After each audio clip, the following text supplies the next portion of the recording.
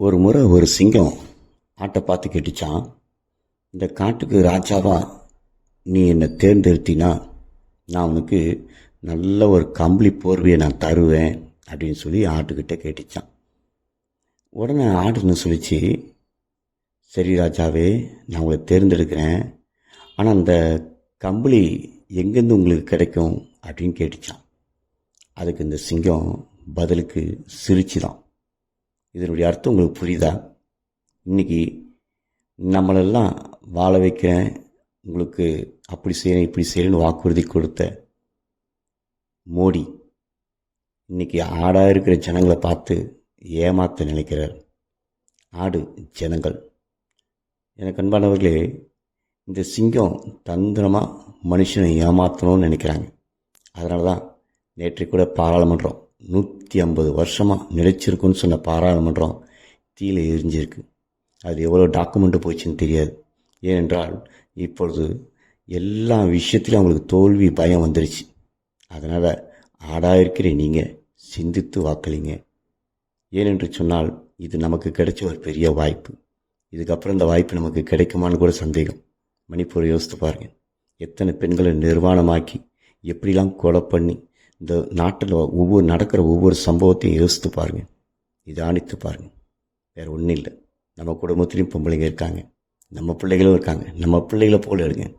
மதத்தின் பேரில் அரசியல் நடத்துகிற இவர்களே அல்ல. மதம் என்பது மிருகங்களுக்கு தான் மதம் பிடிக்கும். யானைக்கு மதம் பிடிக்கும், ஆனால் மனிதனுக்கு அல்ல. மார்க்கத்தின் நெறிமுறைகளை நாம் கடைப்பிடிப்போம், நல்லது செய்வோம், நல்லதே நடக்கும். ஆனால் இவர்கள் அப்படிப்பட்டவர்கள் இல்லை. இவர்கள் தந்திரமானவர்கள். ஆகவே இந்த தந்திரங்களுக்கு நாம் எதிர்த்து நிற்கிறவர்களாய் இருக்க வேண்டும். இந்த ஒரு முறை இந்திய கூட்டணிக்கு நாம் வாக்களிப்போம். நிச்சயமாக பெரிய மாற்றத்தை நாம் காண்போம். ஏனென்று சொன்னால் இந்த முறையும் நாம் இந்த ஓட்டை நாம் தவற விட்டுவிட்டோம் என்று சொன்னால். ஏனென்றால் மதத்தின் பெயரால் இவர்கள் அரசியல் நடத்துகிறார்கள். மதம் நம்மளை பிரிக்கக்கூடாது, மார்க்கம்தான் நல்லது. ஏனென்று சொன்னால் மதம் ஒரு மனிதனை உருவாக்காது என்பதை நீங்கள் புரிந்து கொள்ள வேண்டும். நாமெல்லாம் சமமானவர்கள், நாமெல்லாம் ஜனங்கள். நம்மத்திலே இந்துக்கள் இருக்கிறார்கள், முஸ்லீம்கள் இருக்கிறார்கள், கிறிஸ்தவர்கள் இருக்கிறார்கள்.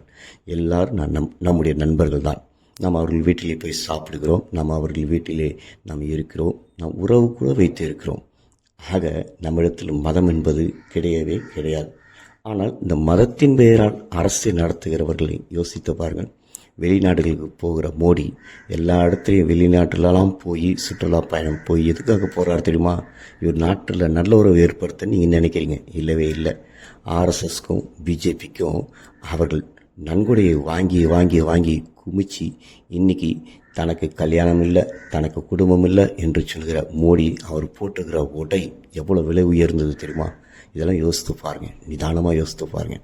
50 வருஷம் நாட்டை ஆண்ட காங்கிரஸ் கட்சிக்கு இல்லாத ஒரு தொகை, இல்லாத ஒரு சொத்து இவர்களிடத்தில் இன்றைக்கி 10 வருஷத்தில் சேர்ந்துருக்குன்னா, இன்னும் கொஞ்ச நாள் இவங்களை விட்டுட்டிங்கன்னா இன்னும் எவ்வளோ இந்த நாட்டை அநியாயம் பண்ணுவாங்க, அக்கிரமம் நடக்கும். அதனால் யோசித்து சிந்தித்து செயல்படுங்க. தயவு செய்து இந்த ஒரு முறை இந்திய கூட்டணி வெற்றி வாய்ப்பை நீங்கள் கொடுங்கள். ஆகவே இதன் மூலமாய் நான் கேட்கறது, சிங்கமாக இருக்கிற தந்திரமாக இருக்கிற அந்த சிங்கத்துக்கு விலகி ஓட வேண்டிய ஆடாய் நாம் இருக்க வேண்டும்.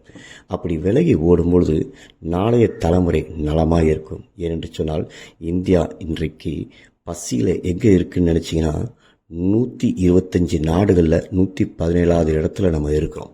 யோசித்து பாருங்கள்.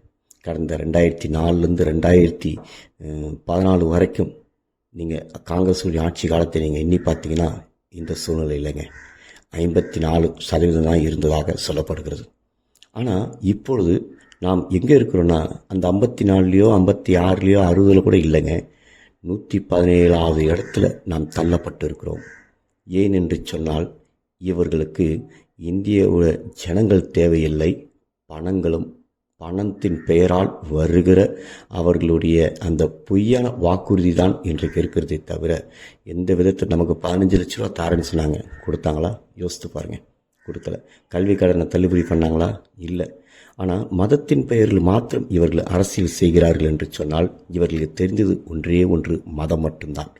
ஆனால் இன்றைக்கு சொல்கிறேன், மதத்தின் பெயரால் உங்களுக்கும் எனக்கும் எந்த விதமான சண்டையும் இல்லை.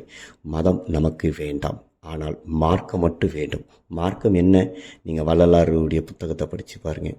நீங்கள் எப்படிப்பட்ட ஒரு பெரிய மகானுடைய புத்தகங்களை நீங்கள் படித்து பாருங்கள். அதில் சொல்லப்பட்டிருக்கிற கருத்துக்கள் எல்லாம் என்ன கருத்துக்கள் என்று சொன்னால், இறைவன் ஒருவராய் இருக்கிறார், அவ்வளோதான். அதே மாதிரி நீங்கள் யோசித்து பாருங்கள், பெரிய பெரிய மகான்கள் சொல்வதெல்லாம் இறைவன் ஒளியாய் இருக்கிறார். ஆம், அந்த ஒளி யார்? நாம் சிந்தித்து செயல்படுவோம். ஆகவே மதம் நம்மளை பிரிக்கக்கூடாது. தந்திரமாய் இருக்க சிங்கத்திற்கு விலகி ஓடுகிற ஆடாய் நாம் இருக்க வேண்டும்.